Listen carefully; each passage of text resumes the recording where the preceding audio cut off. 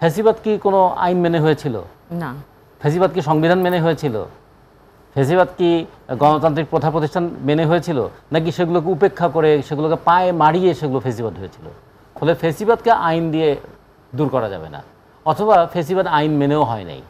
তাহলে ফ্যাসিবাদকে দূর করতে হবে, ফ্যাসিবাদকে প্রতিহত করতে হবে জনগণের গণতান্ত্রিক চেতনা দিয়ে। কোনো কোনো শব্দ আছে যার অন্তর্নিহিত কিছু অর্থ আছে, কোনো কোনো শব্দ আছে যাকে অর্থ প্রকাশের জন্য আমরা ব্যবহার করি। যেমন ধরুন, যদি অন্য দিক থেকে বলি, যেমন আমরা বলি রাগ। রাগ কথাটা শুনলে আমরা মনে করি খুব রেগে আছেন, ক্ষেপে আছেন, কিন্তু রাগের প্রকৃত অর্থ ছিল ভালোবাসা। যে কারণে বলছেন অনুরাগ, বিরাগ। কিন্তু সমাজে কথা চলতে চলতে রাগের মানে দাঁড়িয়েছে ক্ষেপে যাওয়া। তো এরকম অনেক শব্দ আছে যা ব্যবহারের মধ্য দিয়ে তার অর্থ পাল্টে যায়। ঠিক তেমনি একসময় যখন আওয়ামী লীগ ক্ষমতা ছিল, তখন মুক্তিযুদ্ধের চেতনা বলতে বলতে কথাটার অর্থটা এমন পাল্টে ফেলেছিল যে মুক্তিযুদ্ধের চেতনা মানে আওয়ামী লীগকে সমর্থন করা। মুক্তিযুদ্ধের চেতনা মানেই হচ্ছে আওয়ামী লীগ যা করবে সব কিছুকে সমর্থন করে যাওয়া। সেভাবে মুক্তিযুদ্ধের চেতনার যেমন অন্তর্নিহিত তাৎপর্যটাকে পাল্টে ফেলেছিল। এখনও গত 8 মাস ধরে সংস্কার বলতে বলতে এমন একটা সব জায়গা তৈরি হয়েছে, সংস্কার যে আমাদের প্রতিদিনের প্রয়োজন, সংস্কার যে আমাদের চিন্তায় সংস্কার প্রয়োজন, সমাজে সংস্কার প্রয়োজন, রাষ্ট্র কাঠামোতে সংস্কার প্রয়োজন, নির্বাচন ব্যবস্থায় সংস্কার প্রয়োজন। সবচেয়ে বড় কথা, জীবন একটা গতিময় জিনিস, জীবন কোথাও থেমে থাকে না। প্রতি মুহূর্তে আমরা পুরনোকে পরিবর্তন করে নতুনকে গ্রহণ করার চেষ্টা করি, এবং সেক্ষেত্রে আমরা পুরনো এবং নতুনের সংঘাতে আমরা কখনো পুরনোটা আঁকড়ে ধরতে চাই, কখনো নতুনটা গ্রহণ করতে চাই, একটা দ্বন্দ্ব হয়। বেশিরভাগ ক্ষেত্রে আবার শেষ পর্যন্ত আমরা নতুনটাকে গ্রহণ করি। এই ধরনের একটা সংস্কার কিন্তু আমাদের চিন্তার জগতে, মনের জগতে, রুচির জগতে ঘটতে থাকে।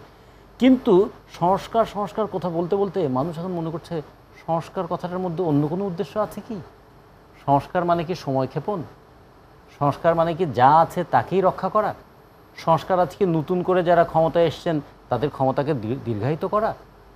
এইরকম একটা সন্দেহের জায়গা তৈরি হয়ে গেল। এইটা আমাদের জন্য খুবই দুঃখজনক যে আমাদের ব্যবহারে, আমাদের আচরণে এমন কিছু কাজ করে ফেলি যা আমাদের করা উচিত নয়। এবং সেক্ষেত্রে দেখুন, আগের সরকারের সঙ্গে এই তুলনাটা যদি দেখি, উন্নয়ন এবং গণতন্ত্রকে মুখোমুখি দাঁড় করিয়ে ফেলেছিল যে আপনারা কি উন্নয়ন চান না গণতন্ত্র চান। আসলে আমরা তো গণতন্ত্র চাই, উন্নয়নটা সবার হাতে পৌঁছে যায়, উন্নয়নের সুফল যেন সবাই পায়, সেই কারণে একটা পরিপূরক হওয়ার কথা ছিল।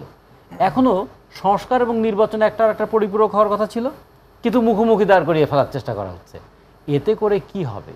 এতে করে সংস্কার তার তাৎপর্য হারাবে, আর নির্বাচন তার গুরুত্ব হারাবে। ফলে আমরা মনে করি এইভাবে মুখোমুখি দাঁড় করানো উচিত নয়। এই যে সংস্কারের কথা একটু বলছে, আপনি যেটা বলছেন যে সংস্কার নির্বাচন মুখোমুখি, সংস্কার সরকার করছে না অন্য কোনো দল সংস্কার করছে? সেটাই। এবং একটা কথা বলছে না, তোমাকে এখন সংস্কার করে দেবো, তার মানে এখন সংস্কার এখন থ্রেট দেওয়ার ক্ষেত্রেও ব্যবহৃত হচ্ছে। আসলে উচিতটা কি ছিল? কোথায় সংস্কার দরকার, কতটুকু দরকার, কে সংস্কারটা করবে, সংস্কারটা কিভাবে ধারাবাহিকভাবে এগিয়ে চলবে, এগুলো ঠিক করা উচিত ছিল। সেক্ষেত্রে ধরুন আমরা সংস্কার করতে চাই এমনভাবে আর যেন কখনো ফ্যাসিবাদের জন্ম না হয়, নির্বাচন যেন সঠিকভাবে হয়। আচ্ছা, ফ্যাসিবাদ কি কোনো আইন মেনে হয়েছিল? না। ফ্যাসিবাদ কি সংবিধান মেনে হয়েছিল? ফ্যাসিবাদ কি গণতান্ত্রিক প্রথা প্রতিষ্ঠান মেনে হয়েছিল, নাকি সেগুলোকে উপেক্ষা করে সেগুলোকে পায়ে মারিয়ে সেগুলো ফ্যাসিবাদ হয়েছিল? ফলে ফ্যাসিবাদকে আইন দিয়ে দূর করা যাবে না, অথবা ফ্যাসিবাদ আইন মেনেও হয় নাই। তাহলে ফ্যাসিবাদকে দূর করতে হবে, ফ্যাসিবাদকে প্রতিহত করতে হবে জনগণের গণতান্ত্রিক চেতনা দিয়ে।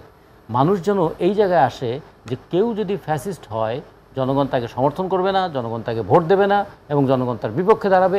এইরকম একটা গণতান্ত্রিক সংস্কৃতির চর্চা করা দরকার। কিন্তু সেই গণতান্ত্রিক সংস্কারের জায়গা না, কিন্তু সহজ, কিন্তু সহজ আবার এই অর্থে 5ই আগস্ট দেখিয়ে দিয়েছিল সহজ, কি বিপুল একটা জাগরণ হয়েছিল।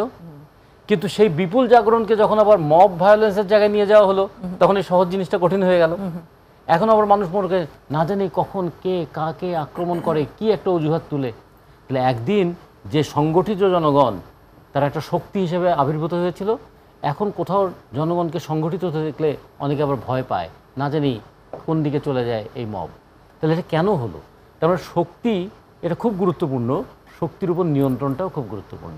ঠিক তেমনি অভ্যুত্থান যেমন একটা নৈতিক শক্তি জাগিয়ে তোলে, অভ্যুত্থান যেমন একটা প্রচলিত ব্যবস্থাকে উচ্ছেদ করে দেয়, ঠিক তেমনি অভ্যুত্থানের পরে রাষ্ট্র এবং প্রশাসন চালানোর জন্য একটা নিয়মও দরকার হয়।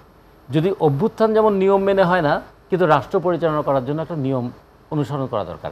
সেই কারণে আমরা বলেছিলাম এ যাবৎকাল আমাদের বড় বড় আন্দোলনগুলোর ইতিহাস যদি দেখি, 52 ভাষা আন্দোলন ওটা জাতিকে ঐক্যবদ্ধ করেছিল এবং জাগিয়ে তুলেছিল।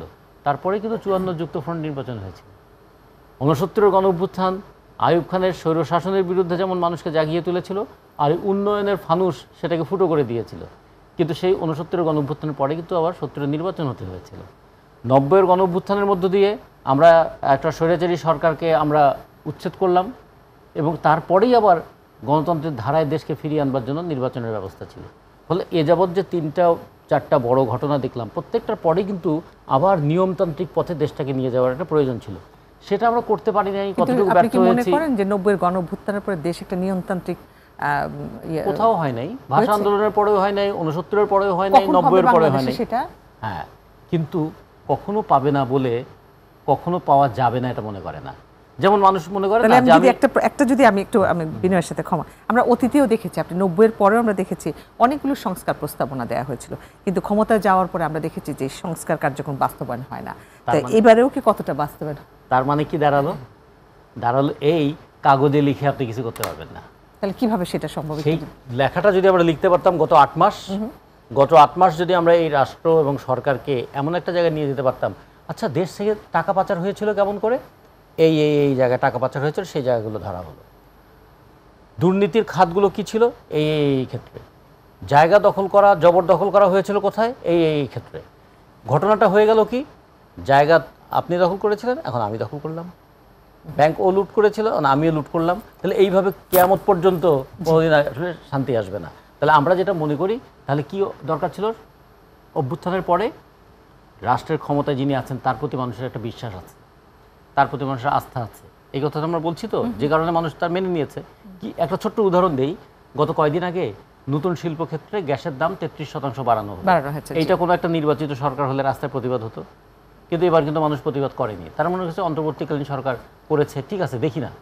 তার মানে মানুষ এই যে দেখি না এই কথা বলছে, তার মানে কিছুটা হলেও সে সহ্য করছে। এই সহ্য করাটাকে তো গুরুত্ব দিতে হবে, এর মর্যাদা তো দিতে হবে। এই মর্যাদাটা যদি না দেওয়া হয়, তাহলে মানুষ মনে করবে তাহলে আমি তো কোনো পার্থক্য খুঁজে পাচ্ছি না। আর মানুষ যখন বলবে আমি পার্থক্য খুঁজে পাচ্ছি না, তখনই কিন্তু মানুষ যে স্বপ্ন নিয়ে লড়াই করে সেই স্বপ্নকে ভেঙে যেতে দেখলে মানুষ আবার বিক্ষুব্ধ হয়ে ওঠে। জি।